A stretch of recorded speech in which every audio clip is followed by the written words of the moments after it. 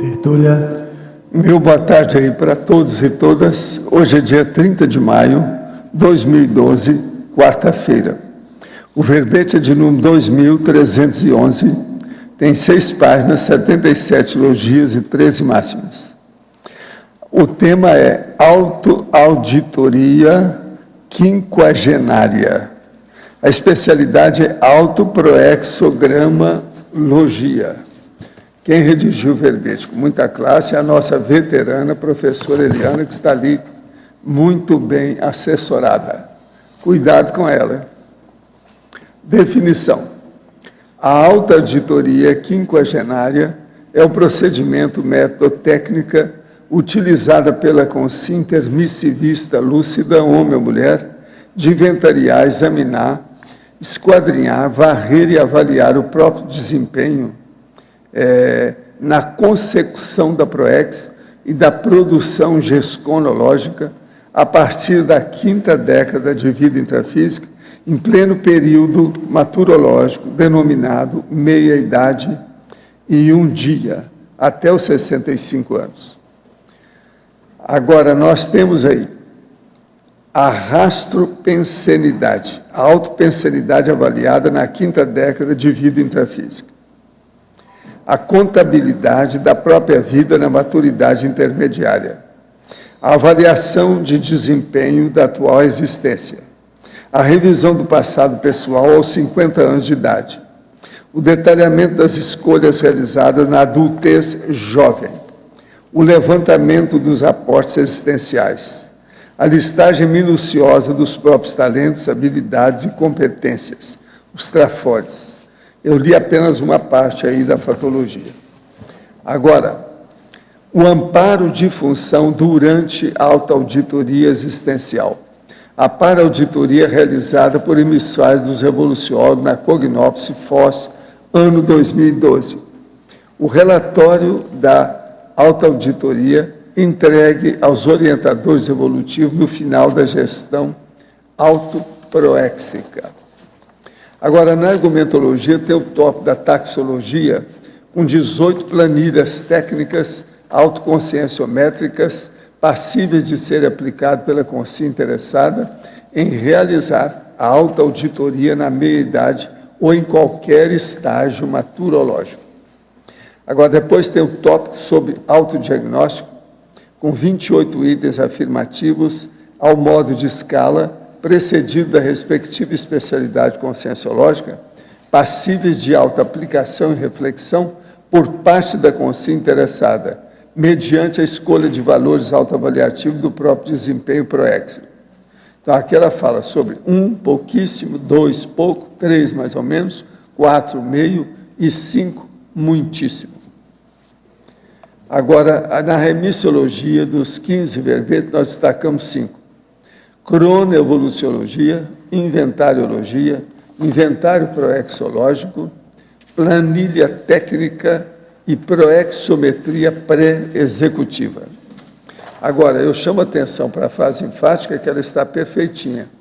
Aos 50 anos de idade, a consciência intermissivista encontra-se perante 2 prováveis cenários existenciais: a autoproex bem encaminhada ou desvio evidente a exigir pronta correção de rumo. Você já aplica a técnica do inventário da própria realização evolutiva? Iniciou com qual idade?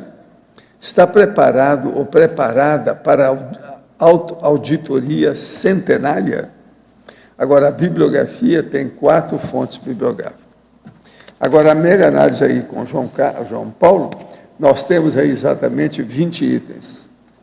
Balanço, autodesempenho, autochecagem, autotrajetória, detalhamento. Levantamento, recebimento, meia-idade, maturidade e produtividade.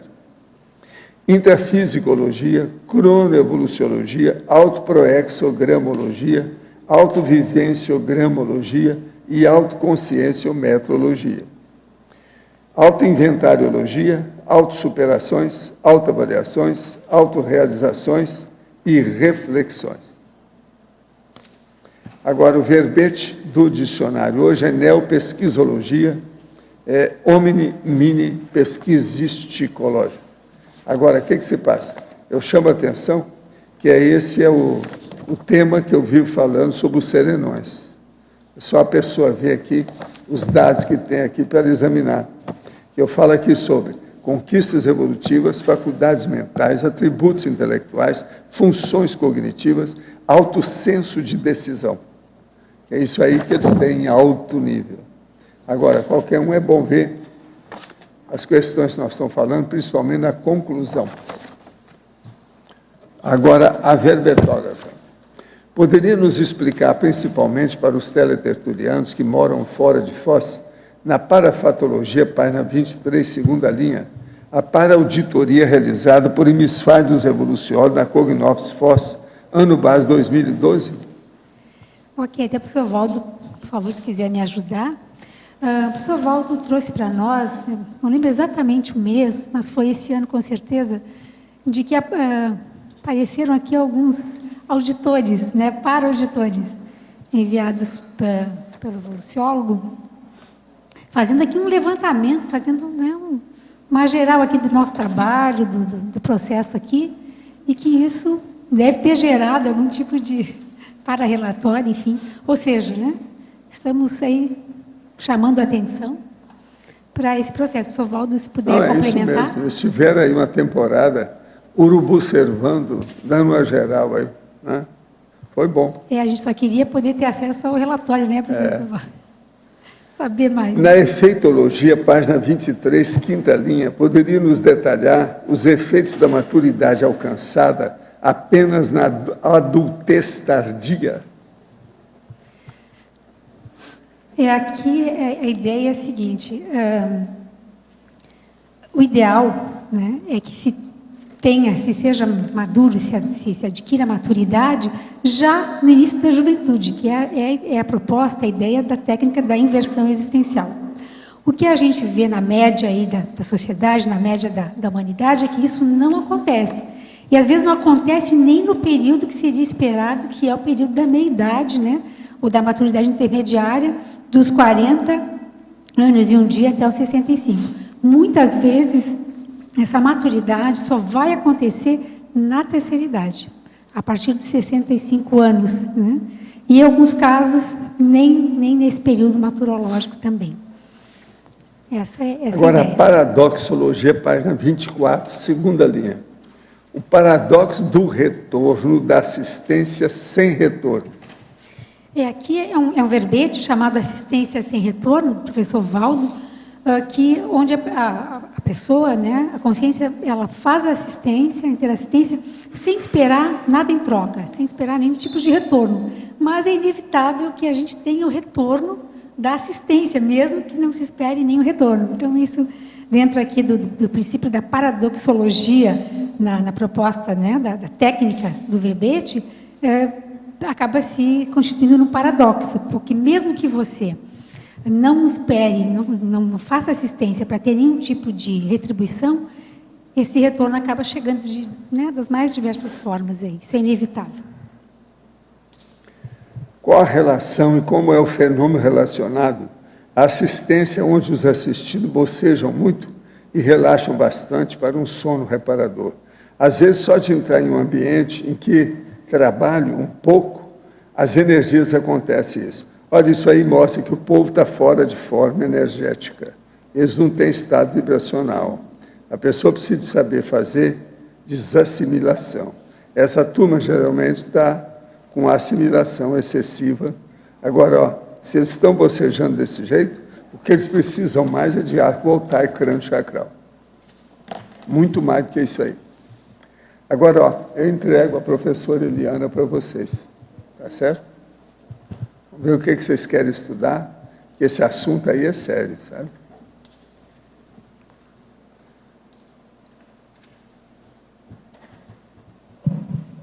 Oi, Eliana.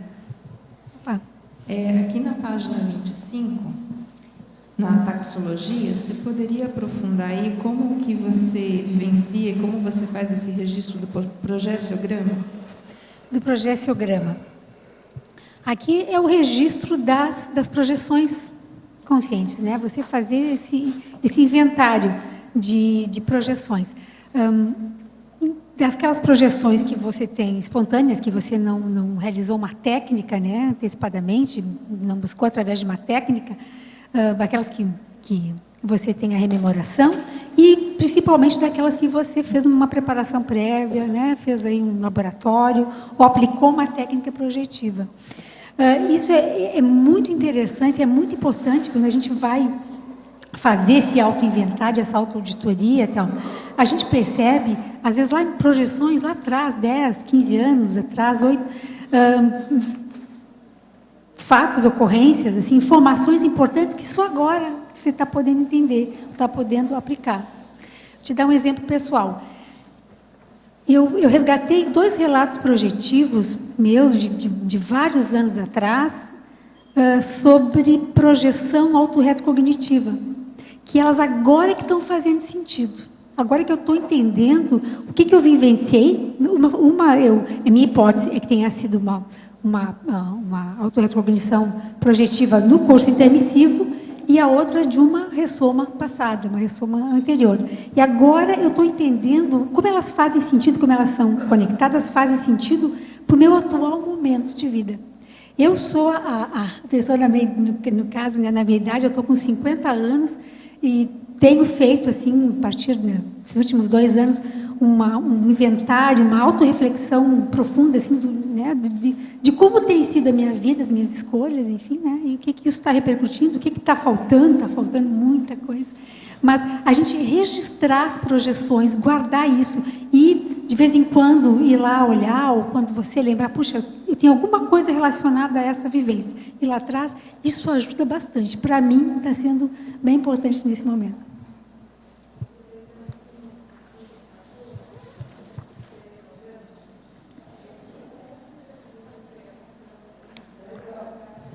Vocês estão ouvindo tudo, é? Não foi... ela perguntou...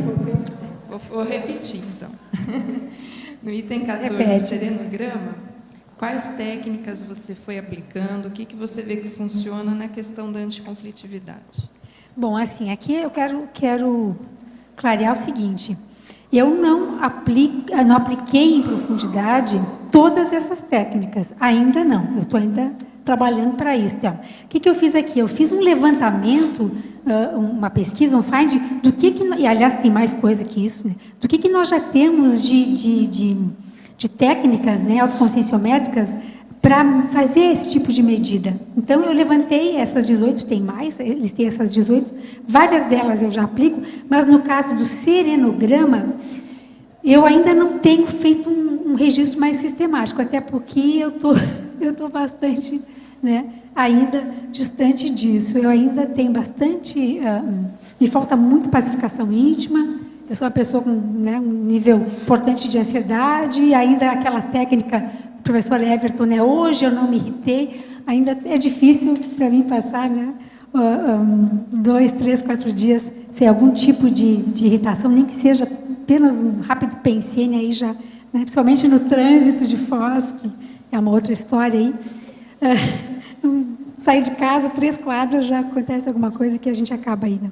Então, no que eu encontrei dessa técnica que eu registrei e coloquei aqui nessa taxologia, o serenograma é exatamente isso. Tem alguns caminhos. A professora Kátia Aracá, que há muitos anos atrás tinha um curso onde ela dizia técnica dos 30 dias sem pensar mal de ninguém, sem se irritar com ninguém, nem consigo mesmo. Então, ia fazendo essa anotação. Se no 15º, 10º dia acontecia, zerava e começava tudo de novo. É uma técnica. Essa do professor Everton. E tantas outras, né? Cada um vai encontrar o seu jeito aí de registrar como é que está o seu grau de pacificação íntima, de anticonflitividade.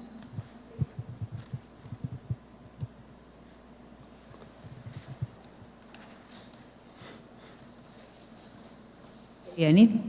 Oi? Você pode falar um pouquinho da página 24, Sindromologia. A primeira síndrome que você escreveu ali? A síndrome do canguru cinquentão.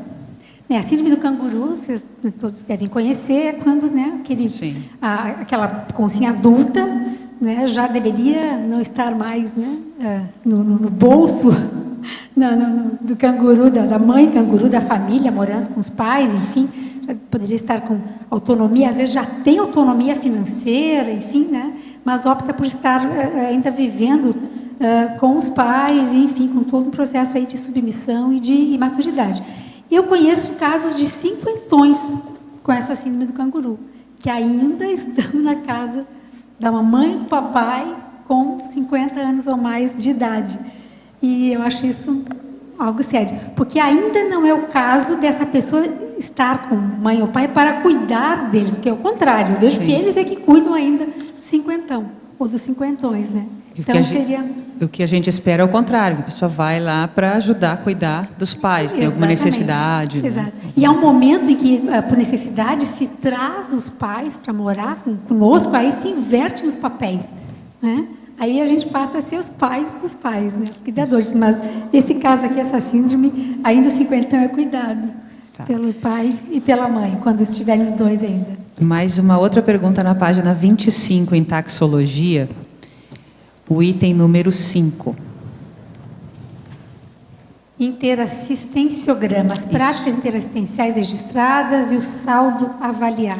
Você chegou a fazer algum registro? Olha, aqui esse item é bastante amplo, ele se abre em diversas planilhas. Por exemplo, no teu tenepsograma, né? Aqui então é uma técnica interassistencial, no teu verbetograma, que é na TARES, né? Em várias outras, a gesconograma, né? A própria energograma, enfim, os vários tipos de assistência que você pode fazer, né? E os resultados disso. Então, é um item que você pode colocar vários outros aqui da listagem dentro dele. E cada um tem aí a sua forma, né? De registrar isso, como é que está o saldo da minha assistência, né? E é isso. O que eu ando fazendo que tem valido a pena, estou sendo útil, onde, quando, como, para quem. Mas por aí. Ok, obrigada. E logo abaixo, nessa tua listagem, como é que você foi trabalhando nessa tua prática? Você foi classificando, por exemplo, o item número 1, 2, o 3, a autoconflitologia, né? Logo abaixo aqui na no autodiagnóstico? Isso. Aqui eu tive ideia, na psicologia se trabalha muito com escalas hoje, né? Os testes, enfim, tem... hoje é uma verdadeira... né, um elenco enorme de escalas autoaplicadas. Essas escalas trabalham com frases afirmativas, né, e você se avalia dentro do que é colocado ali.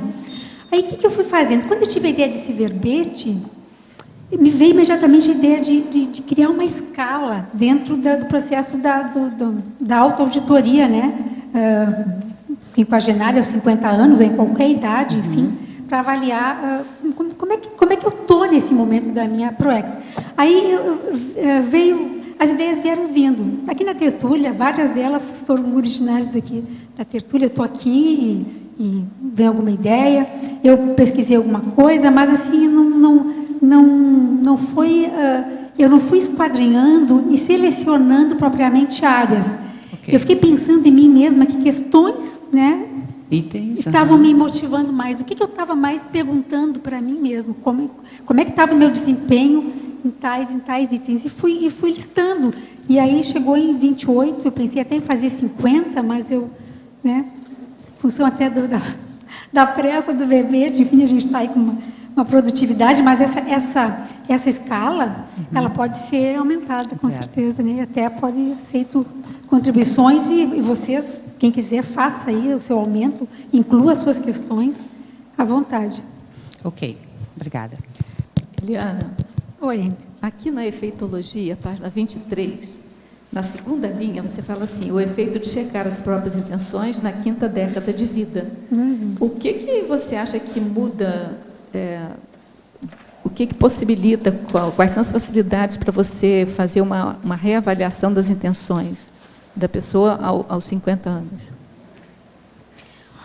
Olha, Rosa, eu percebo em mim assim, a minha intencionalidade, o que eu procurava, o que eu queria. Aos 20, né? Era uma coisa, aos 30, aos 40. Então, eu tenho checado bastante a minha intencionalidade, né? A partir dos 50 anos que eu fiz nesse ano, início do ano. Algumas coisas que eu considerava importantes, valores, que eu achava, puxa, né? Que legal, né? Fazer esse tipo de assistência ou fazer tal opção, né? Por tal coisa, eu tenho questionado. Algumas coisas eu estou percebendo que às vezes era um processo mais, às vezes, de ego, às vezes de maturidade. Algumas se mantêm, com certeza, algumas eu tenho ratificado, né, nessa avaliação. Mas, no meu caso, eu percebo que tem tido uma mudança, sim, de processo da intencionalidade. Principalmente a partir dos 40 anos, assim, acho que, né, sim, a gente vai ficando mais maduro, né, mas está mudando bastante. A minha pergunta é porque, assim, você acha que é por causa da idade ou porque você pessoalmente, é uma pessoa que é neofílica, que conheceu Conscienciologia, que eu sei que fez várias faculdades, enfim. A questão é da idade mesmo, ou foi circunstancial, ou é circunstancial devido ao tipo de vida, entendeu a minha pergunta? Entendi.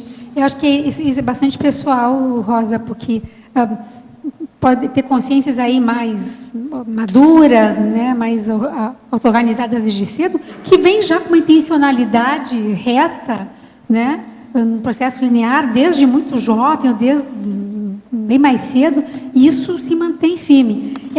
É o meu caso, eu percebo que eu tenho ficado mais madura, quer dizer, a maturidade biológica tem me favorecido, né, não consegui ter isso, algumas conquistas muito mais cedo, né, e no meu caso tem modificado isso. Então, para mim, no meu caso, a idade está interferindo, sim, na mudança da minha intencionalidade, na qualificação, né? Penso eu, é isso que eu busco. Mas eu acho que cada caso é um caso. Talvez algumas pessoas que isso não seja válido. Você falou aí na questão até da maturidade biológica também. Isso pode mudar tudo, né? Porque começam a vir os impedimentos físicos, assim, isso já muda um pouco a própria autoavaliação. Obrigada, Diana. Eu percebo, assim, Rosa, que muita bobagem se resolveu, sabe? Pelo menos no meu caso, assim, algumas bobagens de cabeça de mulher, assim, algumas coisas, preocupação muito excessiva com soma, com aparência, algumas coisas, né, mais da imaturidade ou da adultez mais jovem. Várias coisas foram para o seu lugar, assim, elas realmente saíram de cena, que é muito bom, e outras coisas mais importantes aí estão se apresentando. Em Feitologia, página 23, terceira linha, poderia relatar o efeito da elaboração e aplicação do manual de prioridades pessoais? Ok, aqui realmente eu fiz essa técnica, seriamente, até eu botei aqui no meu copião, que eu trago os verbetes para falar, até fiz um artigo sobre isso. Eu fiz essa técnica, apliquei, fiz direitinho, né, esse manual com as minhas prioridades em 2007. E que eu elenquei? Eu coloquei só 5, né, prioridades, porque, né, a gente não pode ter 20 prioridades. Prioridade significa primeiro, que está em primeiro lugar. Você não vai ter 20 primeiros lugares de alguma coisa importante para fazer. Então, o que eu coloquei? Eu coloquei, minha primeira prioridade seria poder me dedicar exclusivamente, full time, ao voluntariado conscienciológico, né? Prioritariamente a minha carreira pessoal, que é o verbejo que eu trouxe, o último verbejo que eu trouxe, que é a desambição carreirística. Então, isso para mim estava resolvido, né? A minha carreira vinha em segundo plano. Minha primeira prioridade era chegar no momento de vida em que eu pudesse só me dedicar ao voluntariado, ao trabalho na conscienciologia. Depois, minha segunda prioridade era vir para Foz do Iguaçu, que na época eu não estava em Foz do Iguaçu, me radicar aqui em Foz. Terceira, constituir uma dupla evolutiva. A quarta, poder me dedicar à escrita mesmo, né? Eu assumi, já que eu tenho um trafor da escrita, e estou colocando ele em prática daqui para frente cada vez mais. E quinta prioridade, investir no parapsiquismo, na parapercepciologia útil. Desses 4 itens prioritários, eu digo que 4 eu já estou com eles bem encaminhados. Professor Waldo, falta o 5º aí, investir mais. Né? Eu já estou em Foz, eu já me dedico full time ao voluntariado. Tem dupla evolutiva. Estou construindo uma dupla aqui bacana com o Fernando. Eu já trabalho, meu voluntariado é em cima de revisar verbete, escrever verbete, enciclopédia. Isso é a fera que está aí. Agora, ó, tem outra aqui.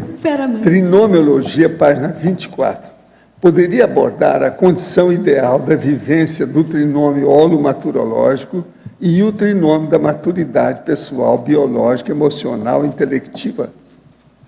Ok, o trinômio holomaturológico, né, ele é colocado num outro verbete, não é uma ideia original minha. Esse trinômio é composto pelo autodiscernimento, autocosmoética e a interassistencialidade. A junção, né, desses 3 fatores, eles realmente explicitam aí já um momento de maturidade avançada, né? Se você conseguir colocar os 3 aí em prática. E o outro trinômio, boa forma física, emocional, cognitiva, na meia idade esse, né? Olha, aqui é uma coisa que a gente já sabe e não faz muitas vezes, né? Muitos de nós já conseguimos, felizmente. Você manter uma boa forma física, né? Ou seja, peso adequado, atividade física, sono, aquelas coisas todas, né? Alimentação, aquelas coisas todas que a gente já sabe. Você manter uma boa forma emocional, então você também trabalhar, investir, olhar com carinho para o seu processo afetivo, a sua afetividade. Né? Isso inclui a dupla, isso inclui amizades, convivialidade, enfim. E também gostar de si mesmo, né? Porque é a autoafetividade.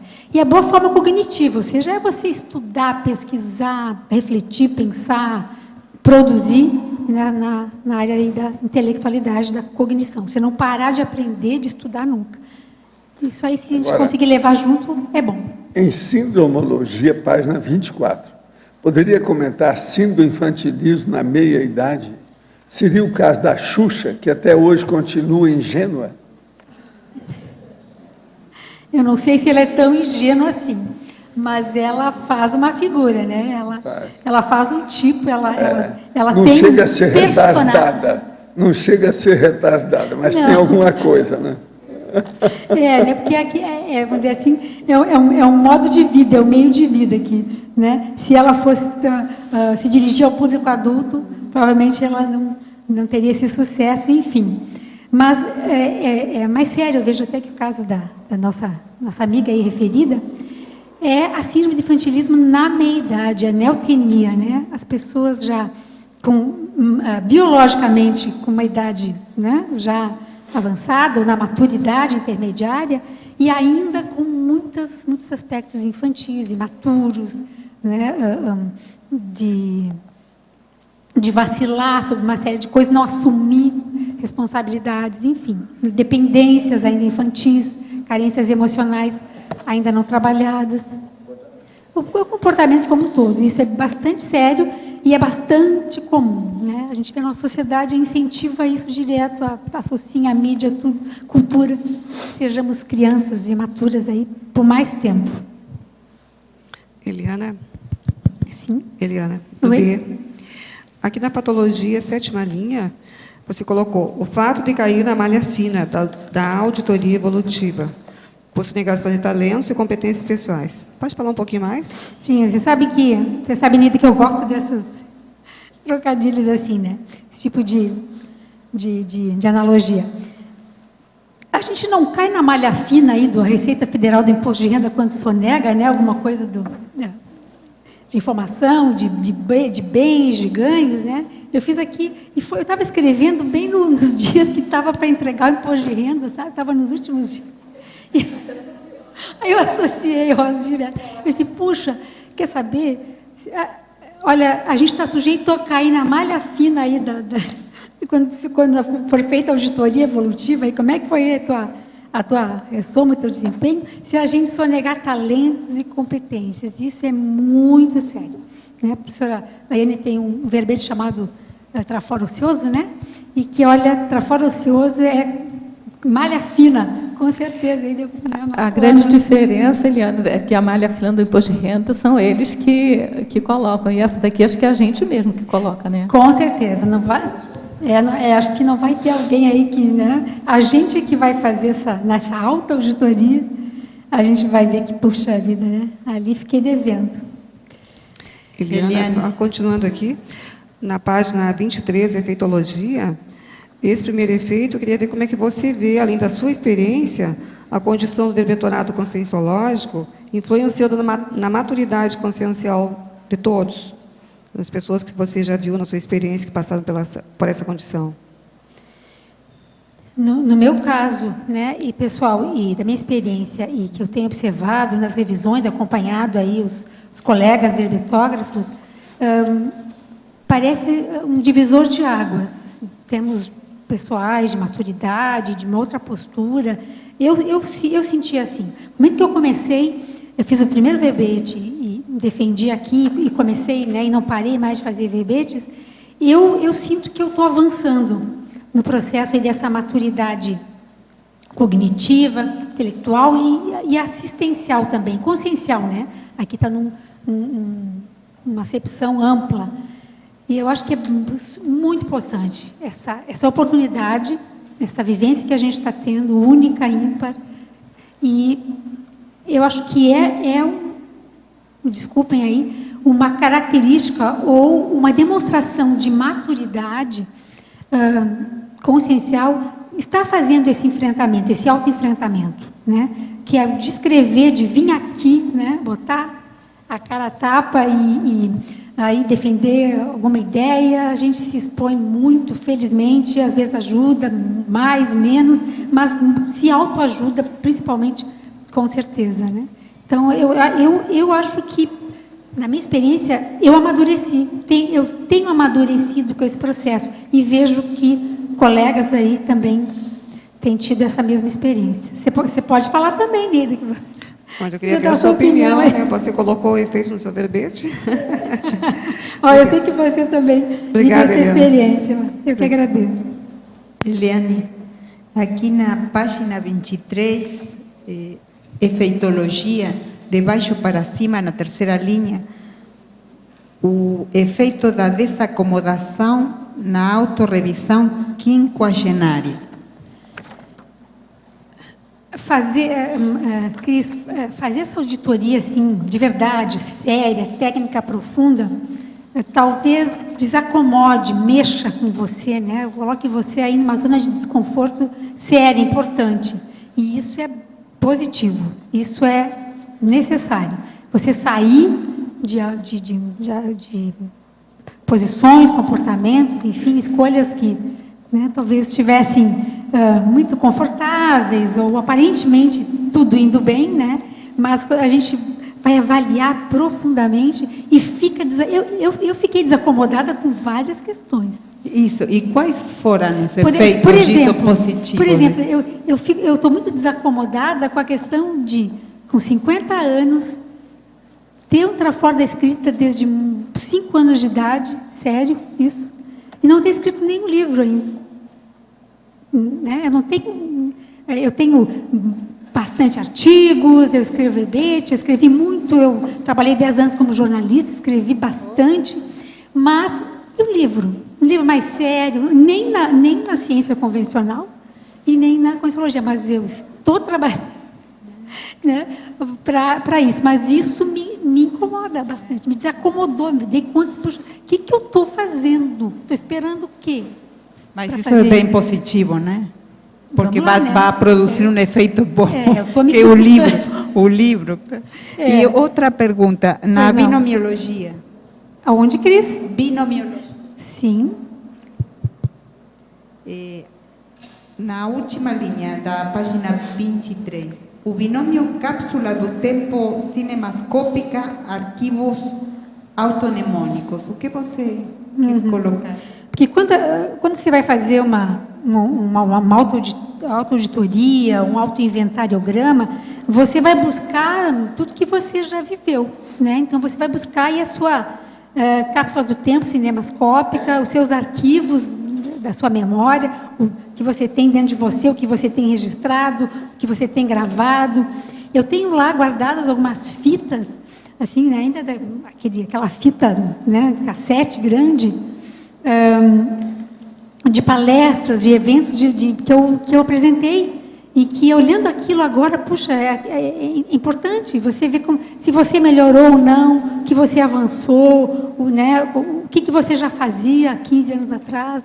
Né? Então, para essa autoauditoria, todos esses registros são bem importantes. Né? E a cápsula do tempo, aí, essa ideia que o Valdo trouxe, acho que é fundamental. E depois que é feita a tertúlia dos verbetes que eu tenho apresentado aqui, eu espero um pouco e depois vou lá e salvo. Então, eu tenho todo o meu arquivo, né, todo mundo está fazendo isso, eu tenho lá meus arquivos, não tenho assistido, olha, vou ser sincera, aí não deu tempo, eu estou fugindo do negócio mesmo. Eu não gosto muito de me ver, eu não gosto muito da minha voz, mas eu tenho guardado tudo. Eu sei que vai ter um momento que vai ser importante eu olhar aquilo de novo. Isso é cápsula do tempo. Eliana, no B. Sim. Sobre politicologia, página 24. O que você sugere de políticas públicas para a meia-idade? Érica, eu trabalhei na área de saúde pública, né?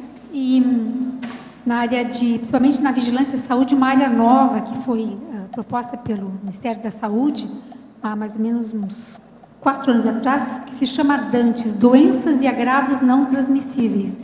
E dentro dessa área tem alguma coisa de política de saúde do homem e de política de saúde da mulher. Tem muita coisa voltada, o pessoal aí da área da saúde pública pode me ajudar, muita coisa voltada à gestante, né?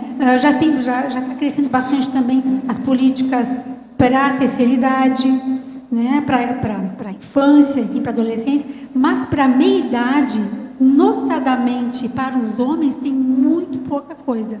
Ainda se faz pouco, na minha opinião, em termos de prevenção, de educação e saúde para essa faixa etária. Acho que é preciso melhorar isso aí. Eu não sei como é que é em outros países, mas aqui no Brasil eu considero deficiente. Até a saúde mental, como diz o Fernando, que é para qualquer faixa etária, eu acho que tem se avançado aí no Brasil com a reforma psiquiátrica, né, com esse movimento todo de desinstitucionalização, aí, mas específico para o homem e para a mulher, na meia-idade, eu ainda acho que tem muito pouca coisa, ainda não se olhou muito seriamente para essa faixa etária. Me deu essa curiosidade assim, de saber que sugestões, porque é uma abordagem nova, né? Eu não tinha pensado nisso, mas eu concordo assim, com você, eu só fiquei pensando o que seriam, né? Mas já deu algumas pistas, obrigada. Essa área de DANTES aqui, dessas doenças e agravos não transmissíveis, trabalha muito com prevenção de hipertensão, diabetes, obesidade, tabagismo, que são questões sérias que afetam muito essa faixa etária também, né? Mas ainda elas são bastante amplas e não tão específicas. E pensando nós aqui, que é a fase executiva, de fato, né? Se a gente não sonha e não projeta o futuro e não tem um local para discutir e para ancorar esses projetos de futuro, fica tudo muito assim, a pessoa operacional, o operário padrão, né, que entra e trabalha, depois vai para casa, aí depois trabalha, vai para casa. E eu fico pensando que as cidades carecem, e os locais, de se pensar, de serem pensadas, de serem projetadas, coisas assim também, né? E muitas vezes se faz isso para a nova geração, né? Se faz um monte de proposta política para que as crianças no futuro façam alguma coisa, blá, blá. E não é isso, né? Não se pode transferir essa responsabilidade. É muito importante, né? A questão das políticas públicas para a infância, para a adolescência, é fundamental, porque isso aí que é profilaxia. Mas já tem uma quantidade enorme da população nessa faixa etária que está precisando de intervenções agora. A negócios, né? E apoio aos negócios, que é preciso desenvolver a economia do país em outras bases, né? E não como empregados, simplesmente, mas como empreendedores, né? Na página 23, se eu posso perguntar ainda? Pode. Teoriologia. Então, você tem 3 propostas teóricas aqui que estão te referenciando, né? Estão te orientando. Você pode comentar cada uma delas? Posso. A teoria psicossocial do desenvolvimento do Erik Erikson. O Erik Erikson foi um psicanalista alemão, judeu, que migrou para os Estados Unidos, né, sempre no processo de fugir do nazismo, e ele propôs uma teoria bem interessante, essa teoria do desenvolvimento psicossocial. Então, ele ampliou a questão da psicanálise, dizendo assim, que a pessoa ela precisava, ao longo da vida, ir passando por vários tipos de crises de crescimento, onde ela tinha um desafio básico para superar, para ir para a etapa seguinte, de uma forma mais madura, coesa, e conseguir aí, né, viver a sua vida de uma forma mais saudável possível. Então, eu dizia o seguinte, que além das demandas, exigências do ego, havia uma série de demandas e exigências do meio, da sociedade, do momento, do contexto histórico-cultural que a pessoa estivesse. Aí ele coloca oito dessas crises ao longo da vida. E a que nos interessa aqui é a chamada crise, né, que ele coloca da meia-idade, que se chama generatividade versus estagnação. Então, esse seria o desafio da pessoa na meia-idade, na maturidade intermediária, o que é generatividade? Produtividade. Ela já está no momento em que ela produz, em que ela seja útil, não só para os seus, mas para a sociedade, em que ela reflita sobre aí o sentido da existência, sobre o seu papel, né, na sociedade, ou ela, não resolvendo essa crise, ela entra no processo da estagnação, onde ela fica muito mais voltada para si, um processo mais egocêntrico, egóico, de fechadismo. Então, ele vai propondo, é muito interessante, porque eu acho que ele ampliou bastante aí a psicanálise, ele tem algumas obras importantes, tem um livro que é muito referência e básico, que é a Infância e Sociedade, onde ele propõe essa teoria dele, né? E a gente percebe que a gente vai passando por essas etapas mesmo, né? E nessa fase específica do verbete, é esse o desafio que ele propõe. E se a pessoa não trabalha de forma positiva essa crise, ela aí realmente adoece, né? Pode adoecer, e a patologia seria o egocentrismo. E a gente sabe, né, como isso é sério. E tem a outra teoria, né? Vamos lá. Você pediu aí 3. A teoria das 3 maturidades básicas. Isso aqui eu colei de um verbete do dicionário do professor Valdo chamado automaturologia, que ele trouxe no dia 7 de maio agora, faz pouco tempo. Então, ele fala bem em cima do lance, né, de que é estranho que ainda se espere, né, ainda algumas áreas da psicologia, alguns pesquisadores coloquem que, puxa, é positivo a pessoa ser criança, manter seu lado infantil por mais tempo, enfim, mas que isso não ajuda nada. E que existem, então, né, em princípio, 3 maturidades básicas: a maturidade biológica do soma, portanto do cérebro, a maturidade autoexperiencial, que seria então a parapsíquica, multidimensional, e a maturidade da racionalidade, a lógica pessoal, argumentativa, enfim, mas um processo mental somático. E a terceira teoria é que, isso aí que a gente já sabe, não é?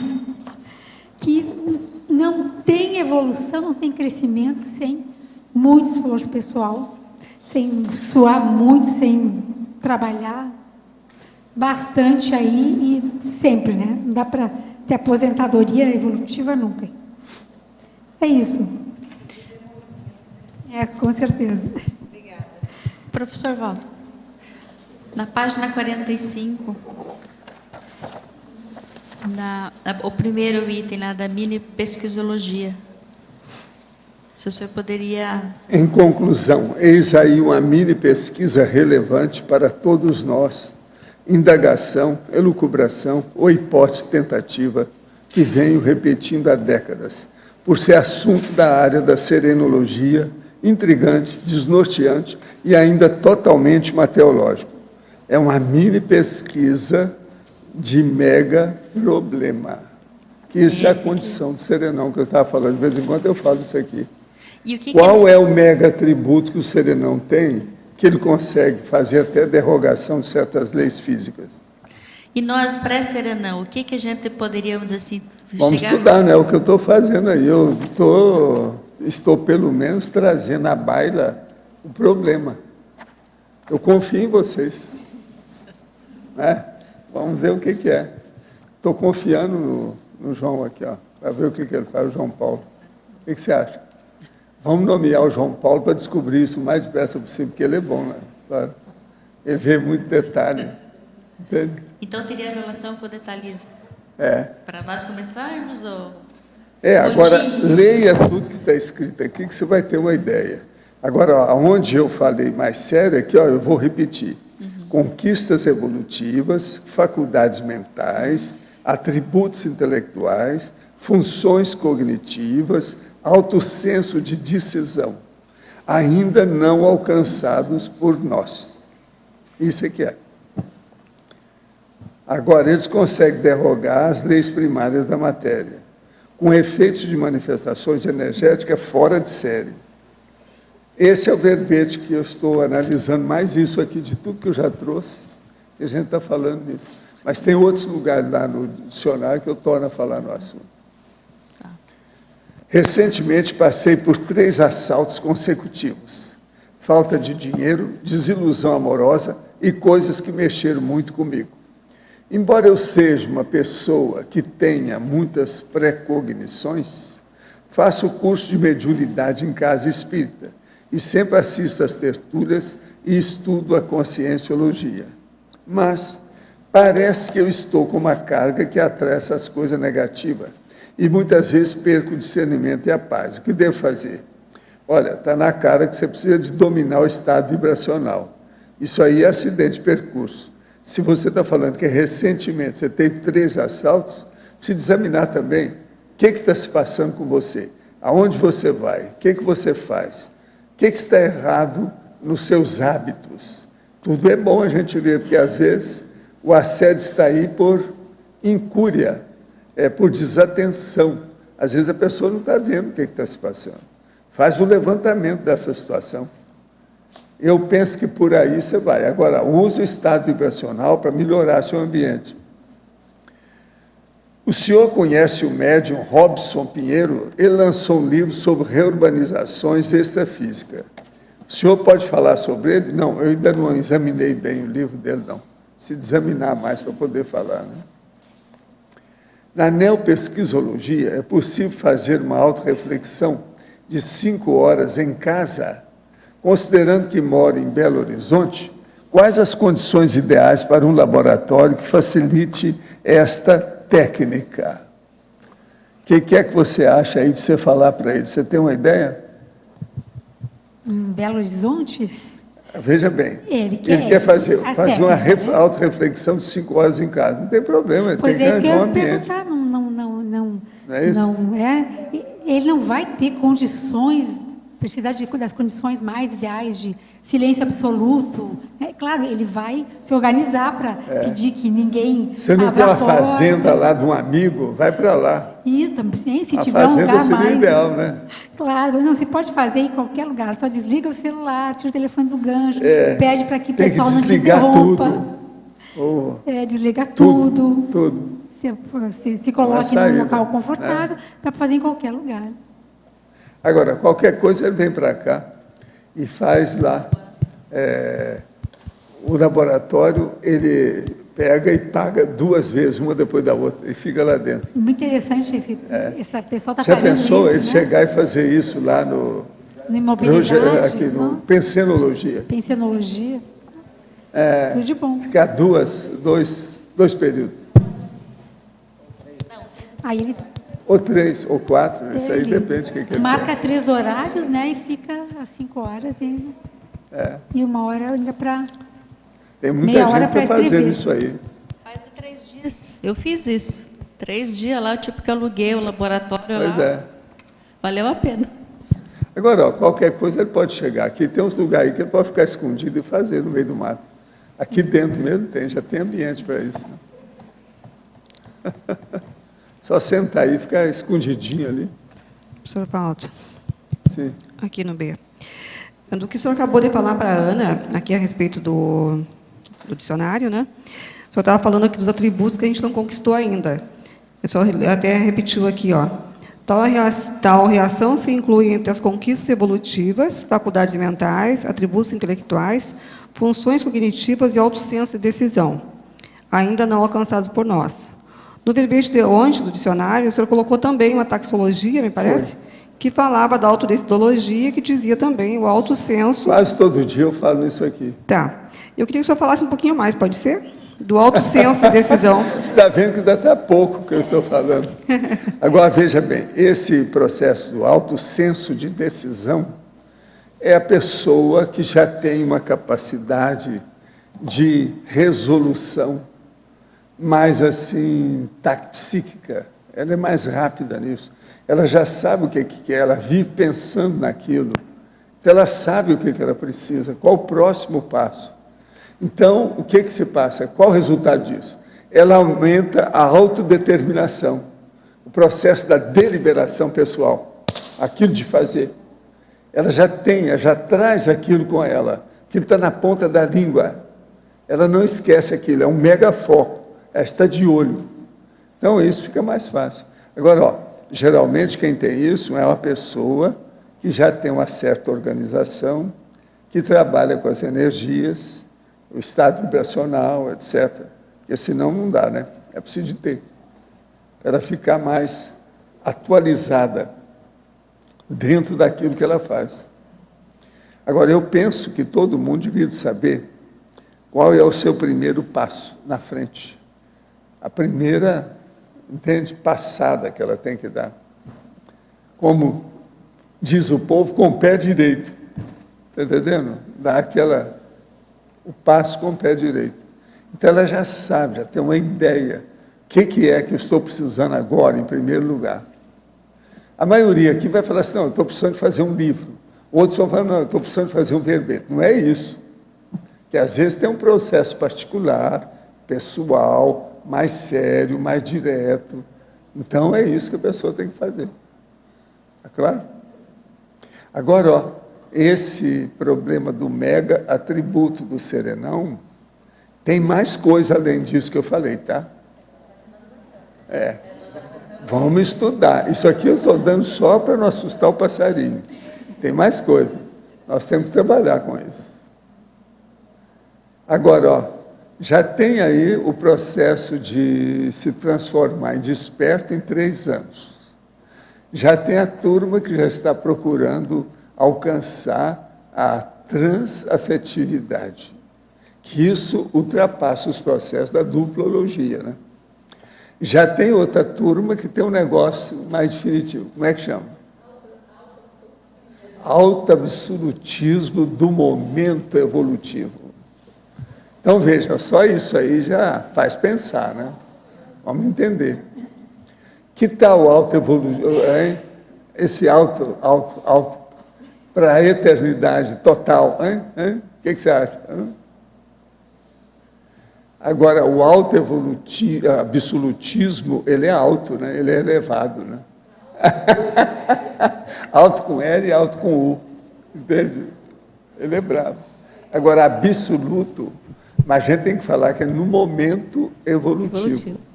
É naquele momento que aquilo vale. É igual essa coisa que o senhor fala aqui, uma mini pesquisa de mega problema. Isso é grande. Né? Não, isso aí é terrível, né? Mini problema de que mega. É o paradoxo. Mini, é o paradoxo. Mini pesquisa de... Mas veja, isso funciona. Isso existe. É igual a falar coisa de... está aí. É igual falar de 10%. 10% de pouca coisa não é nada, mas 10% de muita coisa é bastante coisa. É muita coisa. Entende? 10% de 1 bilhão, já pensou? Quanta coisa que não é? Não, é início de acabar primeiro com a sua guerra pessoal. Depois a outra guerra coletiva. Primeiro é o egão. O negócio é esse. Agora, vamos voltar aqui àquela coisa que eu vivo falando, né? Você treme? Você fica irritada? Como é o subcérebro abdominal seu? Ele ainda funciona? Como é que é o seu porão consciencial? Ele ainda atua? Ele é dinâmico? Não, isso aí foi eu, né, perguntando para o rapaz. Como é que é seu porão consciencial? Ele é bem expressivo? O rapaz cai de 4. Não, isso é muito sério. Entende? Então, nós temos que verificar essas coisinhas. Tem muita coisa, né? Mas temos que expor, né? O que é que se passa. Sr. Valdo, fala mais sobre esse autoabsolutismo. Eu não entendi muito bem o conceito. Não, primeiro vamos ver o que a turma acha. O que você acha sobre o autoabsolutismo? Fala aí para nós. Depois eu vou falar no fim. Depois eu vou perguntar para você. É a condição da pessoa colocar em prática tudo que ela já compreende, tudo que ela já sabe, ou seja, ela ser completa com ela mesma. Ela não deixar... mas é como se ela fosse inteira, ela ser inteira, não estar, ela ser. Não tem aquele verbete ser, estar? Ela tem que ser o tempo todo, ela tem que ser aquilo que ela já conquistou de conhecimento, de cognição, de tudo. Bom, essa é a minha visão, professor. O que você acha? Eu concordo com a Rosa. Eu acho que uma outra vertente seria pensar além do auto-imperdoamento. Quer dizer, aquilo que a gente já conhece, já pode colocar em prática, a pessoa de fato vai colocar isso em prática de modo super organizado, sem deixar nada para trás e sem passar a mão na própria cabeça. Então, ela é absoluta com ela mesma, absolutista com ela mesma. Uma coisa que a gente pode pensar sobre o autoabsolutismo é o autossacrifício cosmoético. Quando a pessoa, antes, aquilo para ela era sacrifício, hoje não é mais. Entende? Então, o nível da cosmoética melhorou. Então, o CPC dela tem hoje cláusulas que ela nem imaginava há 20 anos, há 2 décadas aí para trás. Entende? Isso é o autoabsolutismo. Agora, o autoabsolutismo no momento evolutivo é uma coisa que a pessoa tem que fazer e não há outra saída. Aquilo ela tem que assumir. Não adianta querer substituir. Entende? Ela tem que assumir aquele papel, aquela condição, ela tem que, vamos dizer, fazer a consecução daquele ato, daquela ação, daquele trabalho, daquele empreendimento. Isso também é autoabsolutismo. Não dá para colocar outra pessoa no lugar, não dá para passar a bola. Não dá para falar que esse filho é teu, toma que o filho é teu. Não dá. É da pessoa, ela tem que assumir aquilo. Isso também é o autoabsolutismo, até aí. Então, o autoabsolutismo é muito complexo. Professor Valdo, por isso que a pessoa tem dificuldade de entender mesmo. Isso estaria unido à vivência da semiconsciência que o professor fala? Até um certo ponto, mas ainda é pouco, né? É mais do que isso. Mas, o autoabsolutismo já é um nível de convicção, de um autoconhecimento praticamente serenológico. Entende? É uma pessoa que já tem uma visão da serenologia avançada e ela tem convicção daquilo, ela admite aquilo, ela faz um autorreconhecimento daquela condição que ela precisa de ser daquele jeito.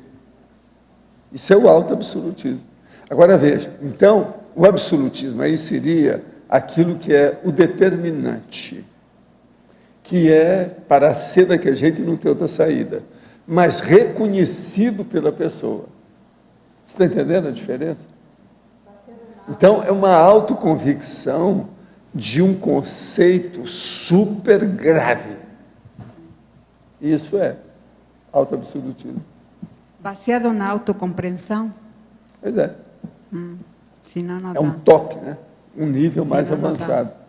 Então, por exemplo, a transafetividade, ela já é, às vezes, em certas condições, entendeu?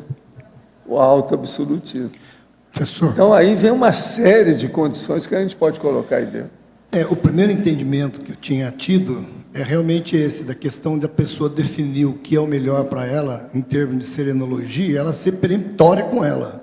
Seria um governo absolutista. A peremptoriedade é quase que um sinônimo dessa situação.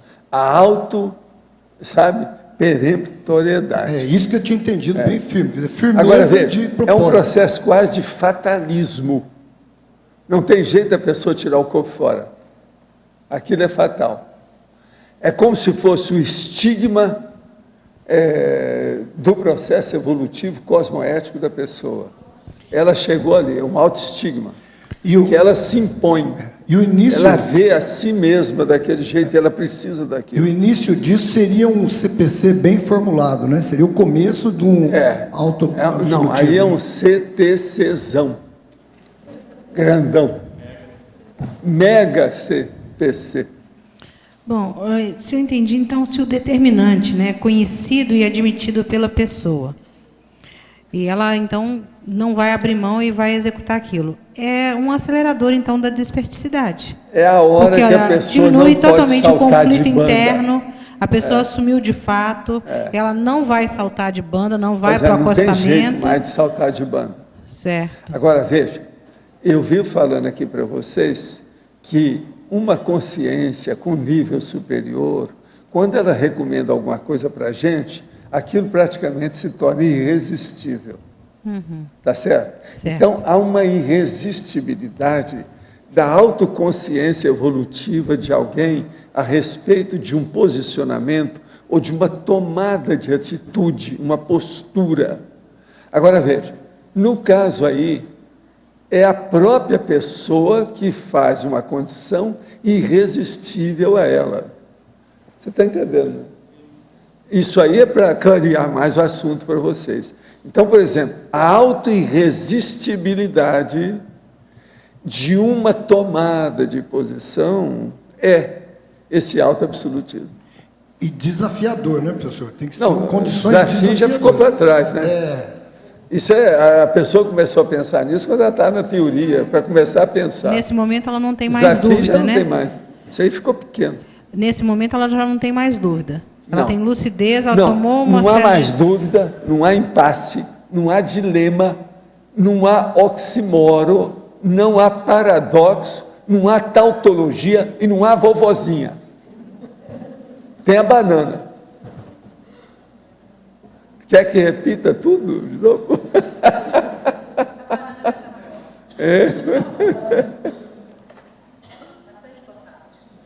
Bastante potássio.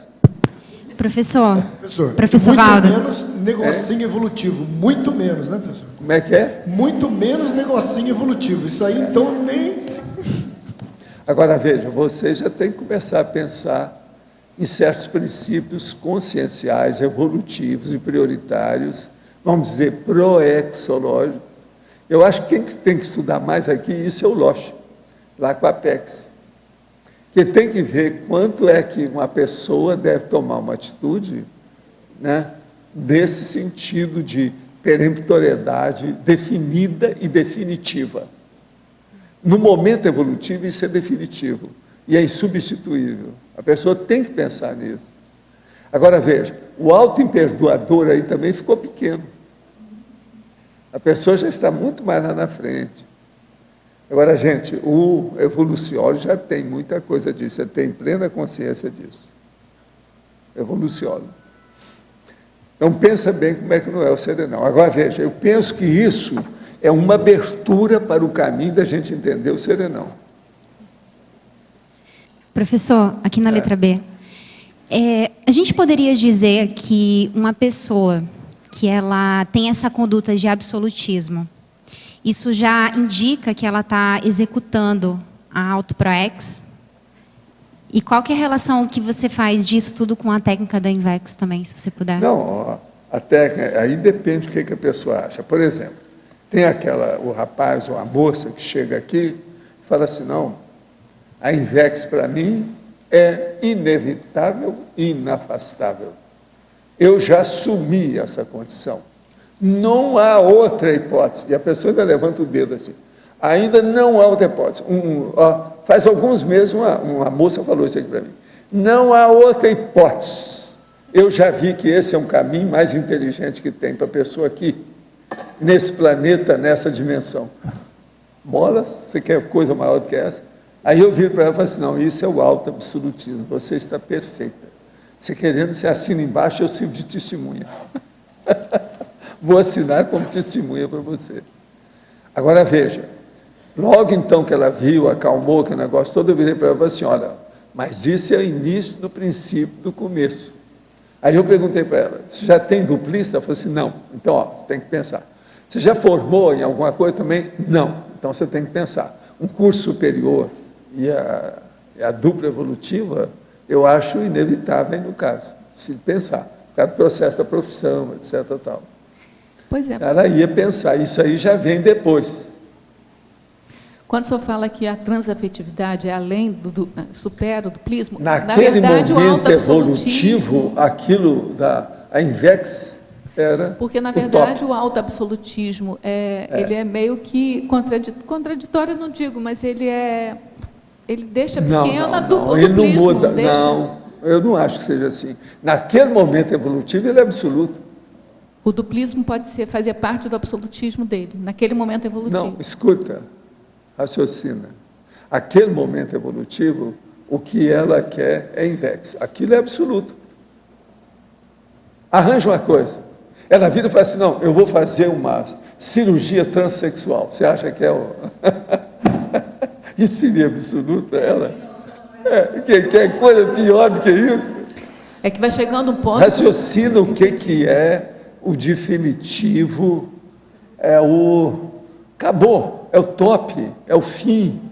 É que vai chegando um ponto que... Nec plus ultra, lá naquele momento evolutivo. Vai chegando o ponto que o autoabsolutismo vai deixando tudo para trás. Não, ele vai crescer. Ele vai deixando tudo para trás. Vai passar, por exemplo, alguns 2, 3 anos, às vezes, ela vai falar assim, não, meu autoabsolutismo agora é completar o meu curso de psicologia. Não há outra hipótese. Acabou.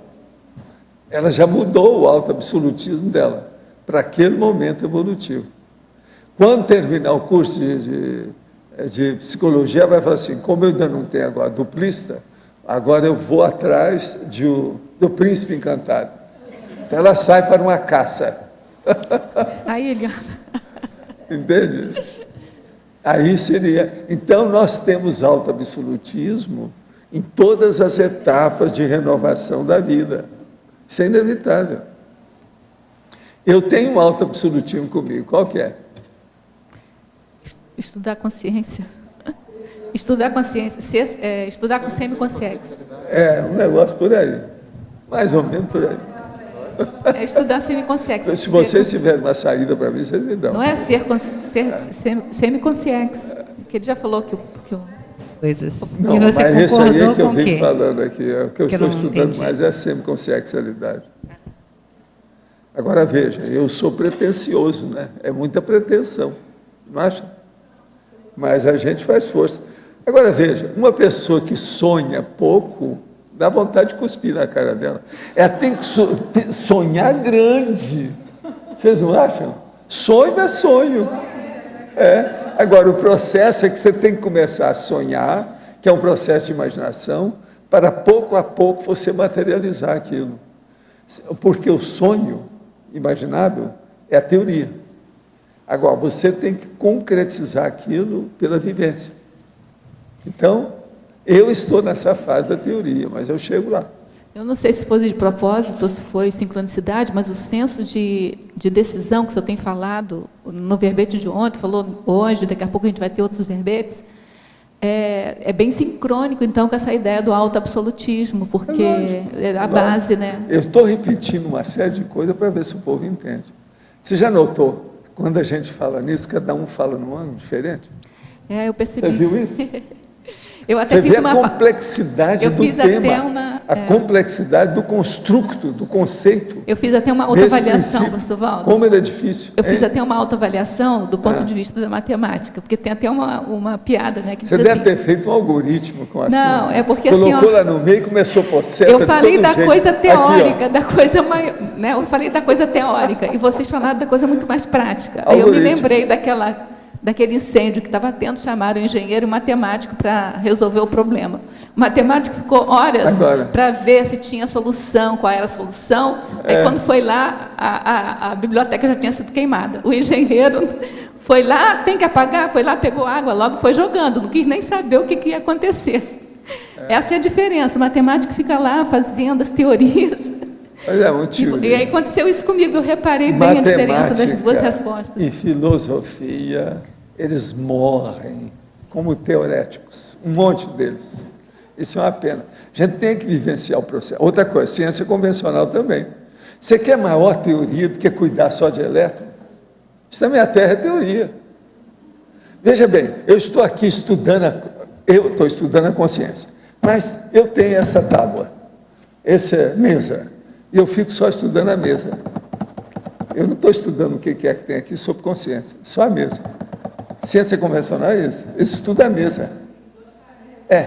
Não tem o material da consciência em cima, que é ele mesmo, o próprio cientista. Isso dá uma pena danada, né? A pena. Agora, o que eu vejo é o seguinte, temos que levar esses conceitos mais avançados para uma cognição maior. Nós temos que entender isso, na teoria e na prática, quer dizer, teaticamente, e ver o que é que nós precisamos. Então, por exemplo, às vezes, eu vou atender uma pessoa lá embaixo, do jeito que eu atendi, várias, né? Às vezes me dá vontade de falar assim, olha, eu agora vou mostrar uma determinação de alto absolutismo seu. Mas eu não falo. Já teve gente que veio até aqui, mas o amparador fala, não, vai com calma, não deixa. Não, porque o alto absolutismo é aquilo que eu falei com a tal médica, que eu conversei com ela 3 horas, que se você for mostrar o alto absolutismo que ela não viu, e você tem que, vamos dizer, dissecar, fazer dissecção daquela realidade, isso precisa de algumas horas. Isso não dá de uma hora para outra. Não. Isso é quando chora, né? Pergunta para ela se ela chora ou se o nariz está correndo.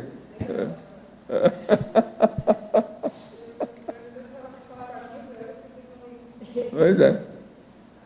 Mas agora o que eu vejo é isso. Às vezes a gente tem vontade, mas tem que ir com calma. Porque o alto absolutismo já só pode ser feito com algum veteranismo do assistido. Ele tem que ter algum veteranismo, alguma maturidade, alguma vivência. Você não pode fazer isso para uma pessoa primária, jejuna, noviça, principiante, que acabou de chegar, sem mais nem menos. Então, dentro da conscienciologia é um perigo. Ela chega aqui e vê todos esses conceitos novos, ela fala assim, não, ou vocês são loucos, ou eu estou perdendo meu tempo aqui, deixa eu ir embora. Você está entendendo? Isso aí é um problema. Agora, o nível... Chegou num nível desse, por exemplo, aí começa a mexer nos gurgumidos mais íntimos e absconsos da pessoa. É o micro-universo consciencial dela, sabe? Entra nas dobradinhas dela. Eu falei com o cara, não, é o problema interno. Eu falei assim, você está falando de dobradinha, né? São as vísceras da pessoa, as entranhas. Eu falei assim, é isso mesmo. Dobradinha. De modo que vocês olham bem as dobradinhas da sua consciência, se você já está mexendo com ela. Tá certo? Tripada, Professor. Eliana. Sim.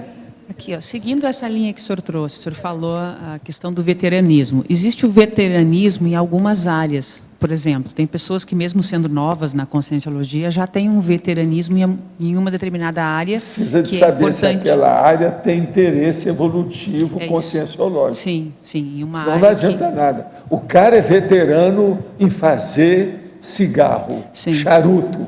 Não adianta. Mas era nessa linha que eu queria perguntar. Então, a pessoa ela tem aí o seu veteranismo em algumas áreas, em outras ela não tem. Então, o senhor poderia abordar dentro daquela área que ela tem já um certo veteranismo? Sim, mas isso na hora que a pessoa esteja interessada naquilo.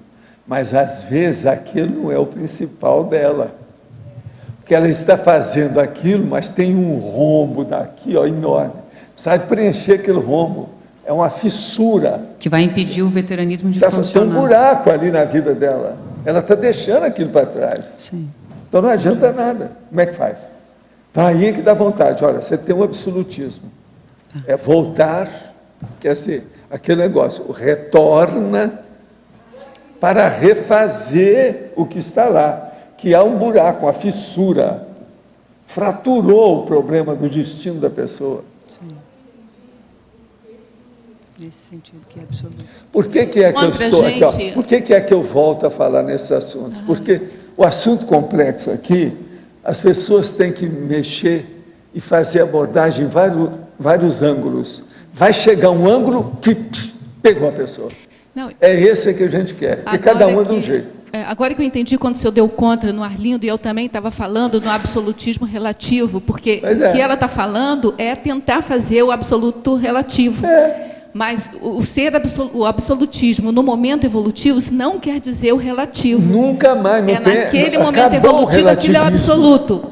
Acabou. Agora, o absoluto relativo seria minimizar o absolutismo. Número, aqui, ó, é só aquele número, não tem outro.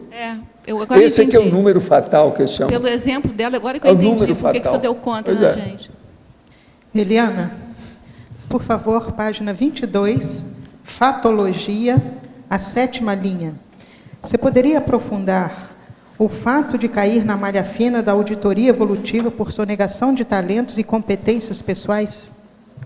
Sim, Roseli, eu falei anteriormente que foi engraçado porque eu estava para entregar o imposto de renda e fazendo o verbete, né? E aí eu fiz essa associação de que, olha, sonegar talentos e competências é muito mais grave do que, né, essa questão até do imposto de renda. A ideia dessa trocadilho, enfim, dessa analogia aqui, é que, olha, em algum momento a gente vai se dar conta, né, da seriedade de não ter assumido esses talentos, essas competências, ter colocado elas aí a serviço de si e das outras pessoas, né? Então, essa é a ideia básica, Roseli, né? Uma analogia, mas é isso. A gente, a gente vai se complicar, com certeza, consigo mesmo, né? Vai se implicar consigo mesmo. Quando você faz essa analogia aqui de cair na malha fina, você está dizendo que essa sonegação desses talentos, somos nós mesmos que fazemos isso, essa malha fina, e nós mesmos que vemos essa deficiência, é isso? É provável que ninguém vá nos cobrar isso, né?